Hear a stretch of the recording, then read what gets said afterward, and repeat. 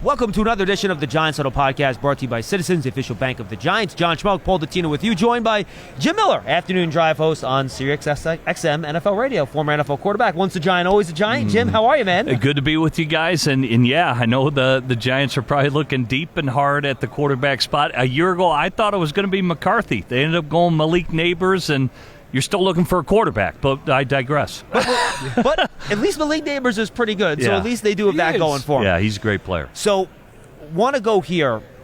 When you look at where the Giants are, what do you think the best route is here? Is it going for a veteran free agency, maybe a veteran in a trade, going for one of these quarterbacks, maybe having to move up ahead of the Browns to one to get the quarterback of choice? What for you would be the best route given where the Giants are in their development? Yeah, I think it's going to be a little bit of both. I think you would want to sign a veteran to have the ability to really be the bridge guy, and then if you draft a guy high, to be, but you will get into these quarterbacks, and are they ready to play? I think the Giants got to win now. You look at the division, Washington obviously with what they did last year, Philly, Dallas is kind of taking a step back, but I think for the Giants, they've got to win now. That's a very competitive division. I think, I don't want to hurt Giants fans' feelings out there. You'd be rated fourth, and you're really fourth at the quarterback spot is what's hurting you. Oh, Giant fans know you aren't hurting any feelings. And by the way, Joe Shane was very clear about that when he spoke to the media as well. Yeah. Huddle up, get in here. If you're lined up here, you got to go over the middle with it to score. Right. How do we make that happen? I don't know. But Citizens does. Make sense of your money with Citizens, official bank of Eli Manning. I find it odd, Jim, that over the course of the last couple of weeks, and especially here at the Combine, we're now hearing from a lot of the folks who are here, there is a big separation between Ward being the number one QB in terms of skill set and talent, and Sanders. Yeah. But they didn't play any more games in the last 2 weeks. And a month ago, it seemed like it was 50-50. Why do you think the perception has changed recently? I don't know, because to me, there's still a lot of work to do. To me, Sanders has more playing time at the end of the day. And obviously with his dad and all that, I think that could warm up a little bit more with what he's going to do. Ward kind of took the hit, and I don't know why everybody's banging him for that he only played a half in his bowl game. Don't get me started on that. Well, how is that? Who was banging on him for that? At least he played in the game. He played in the game, played well, got his team the lead, and a lot of guys don't even play. So I don't view that as a blemish against him at all. Christian McCaffrey didn't play at all in his final game, and no one cares about that now, do they? Yeah, it's a trend that's been happening. So I give the young man credit that at least he played to help out his team. The other guys, the one guy who I'm intrigued about, and there's a couple guys later, is Jackson Dart is going to help himself. Jackson Dart, to me, is an intriguing guy from Ole Miss, well coached by Lane Kiffin. Saw him down in Mobile. He can get in and out of plays. He's a lot bigger than what I thought he was. Did some things during the week and even in the game where he scrambled, got a touchdown. But I just like him because he's well coached. He's always going to get you in the right play. He's a lot more mobile than you think. And just his decision-making. At the end of the day, the biggest, how should I say, trait that you want is a quarterback who can make decisions. Because you're in, that's your job. You got to put your team in the best possible position to win, and it's your decision-making that matters. And Jackson Dart can do all the things physically, but he's a terrific decision-maker, and he can manage a game because he's well coached by Lane Kiffin. If you combine this quarterback class with last year's quarterback class, how would you stack them? Ooh, with last year's and this year, to me, the later rounders here are intriguing. The Seth Hennigans, the Tyler Shucks of the world. I think he helped himself down in Mobile. But a lot of the other guys, this is not a good class. I mean, there's no other way to say it. Guys are raw. They haven't done enough. You haven't mentioned Milroe yet. He would be in that Milroe, raw, hasn't there's done another enough guy. I class. loved him down in Mobile. The kid can spin it. To me, he's like Jalen Hurts. He's probably a second-round pick. His run game, his ability with his legs is tremendous. But I felt like I was watching Nuke LaLoosh from Bull Durham down in Mobile. I mean, one ball's out of bounds, one ball's in the dirt, and a lot of it is his feet. His feet don't marry up with his targets, and so he needs a lot of work. He's just a raw player, and again, the 8 3/4 hands are going to be a problem with him. Yeah, that's a problem with the small hands. I hate to say it, but it's no big deal. Yeah, it is a big deal. Go look at Dave Craig. He's got the most fumbles in NFL history as a quarterback, and the guy played 17 years. He had small hands. Those traits are important for a reason. Are there certain outliers? Yes, the Russell Wilsons, he's shorter, but he's an outlier. He's an outlier. Right.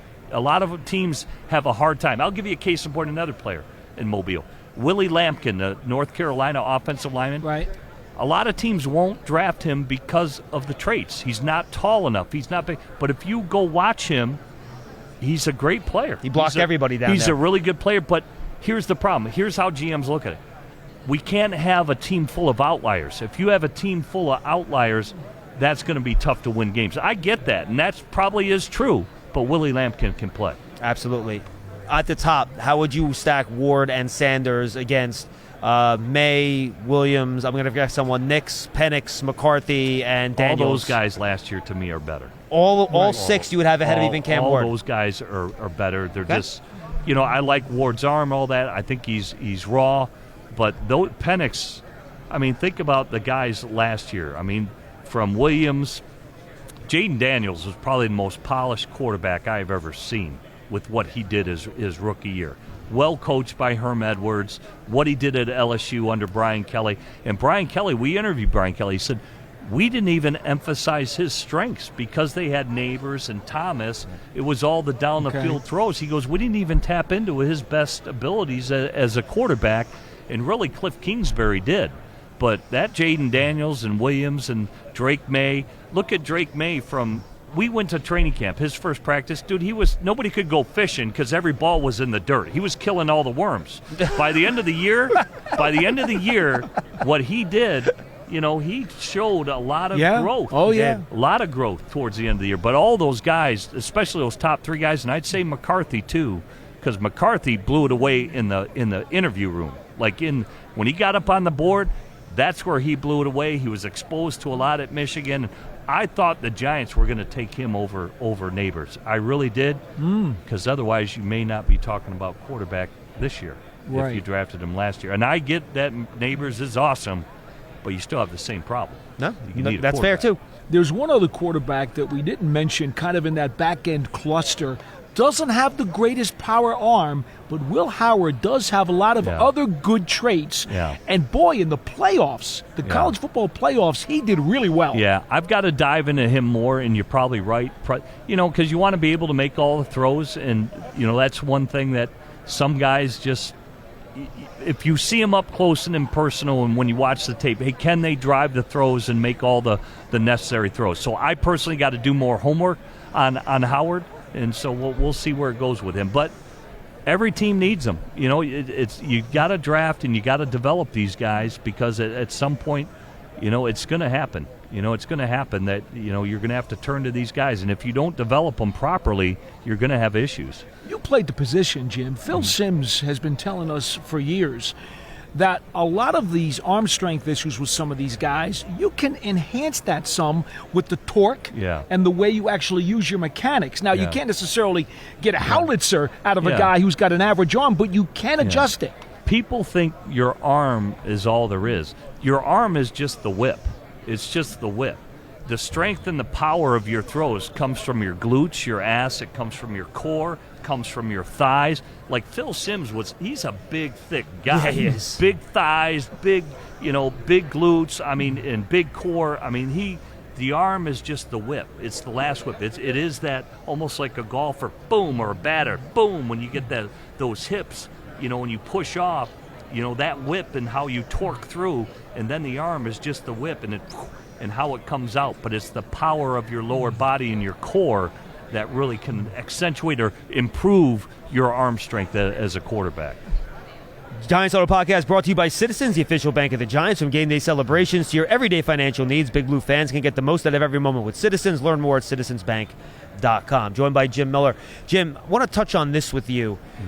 When you watch a quarterback, I talked to Kurt Warner about this last year, and he says, look, I have trouble digging a quarterback on things like processing and decision-making because I don't know what their coaches are telling them to do on specific plays. I might have how I was taught to approach a play and how I would do it, but I don't know if that's what they're being taught. So unless I get into a room with them and get them on the board like you talked about with JJ, I'm not going to be able to evaluate that part of their game with a lot of confidence.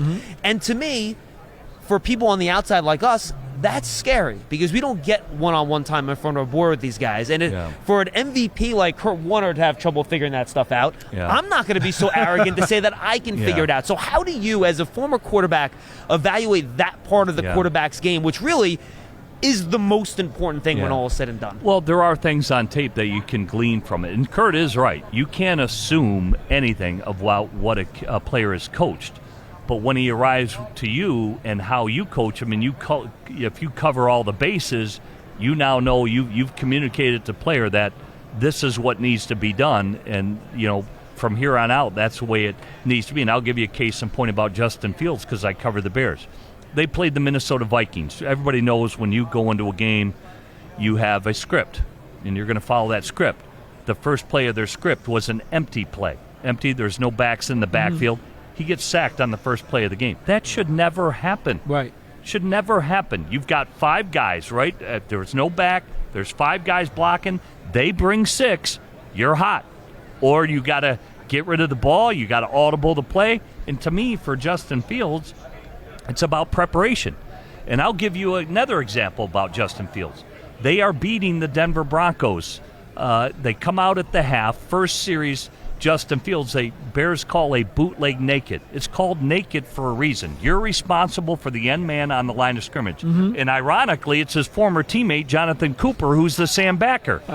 So the Sam backer as a quarterback, you're looking for your clues. If you know that's your guy and his demeanor is he's coming, you better be ready.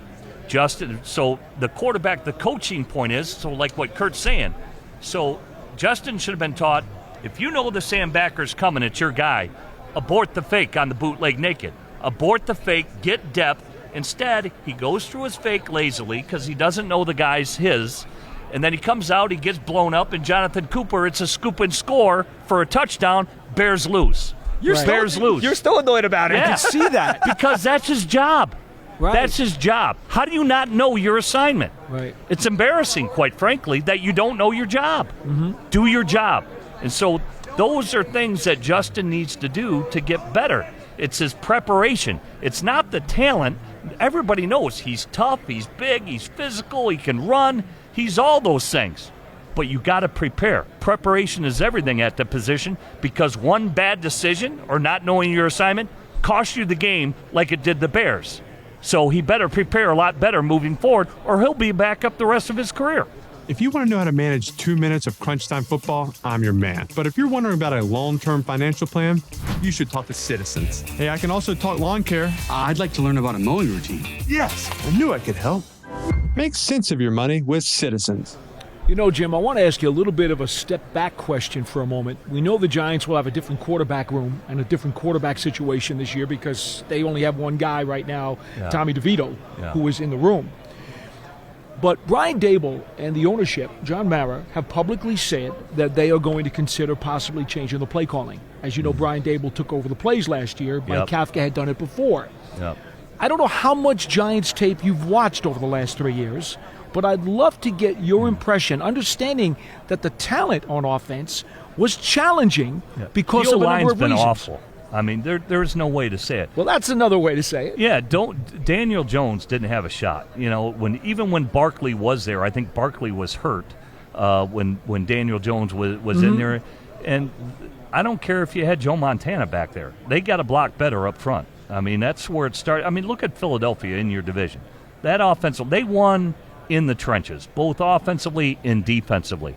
And so if you are starting a young quarterback or a quarterback that has struggled, you better have a good run game and you better have a good play-action game because that play-action, it opens up windows. So quarterbacks that maybe do struggle with decision-making, if you've got a good run game, say Saquon, come up there, you fake that ride 134, hard fake, those linebackers are going to bite. You want to put them in a conflict defensively, and Saquon. Your bite, those linebackers are coming up, and there should be some big lanes behind that if you got a good run game. So the Giants got to get back to that. I know it's a hard pill to swallow watching Saquon do it for the Philadelphia Eagles, but run the ball, good play action. We have good decision makers, but that offensive line has to be better. They have to be better. Protect the quarterback and after the quarterback. It's a tried and true formula that teams use to be good football teams. Giants NFL Combine coverage is presented by the Hospital for Special Surgery, the world's #1 in orthopedics. Choose better, move better. HSS, the official hospital of the New York Giants. Jim Miller, appreciate it, man. Thanks, This guys. was Always great. enjoyed every year. SiriusXM You too. NFL Radio. Check it out. The Afternoon Drive. Him and Pat Kerwin do a fantastic job. Stay tuned to our YouTube page, podcast channels, Giants app for continuing coverage of the NFL Combine.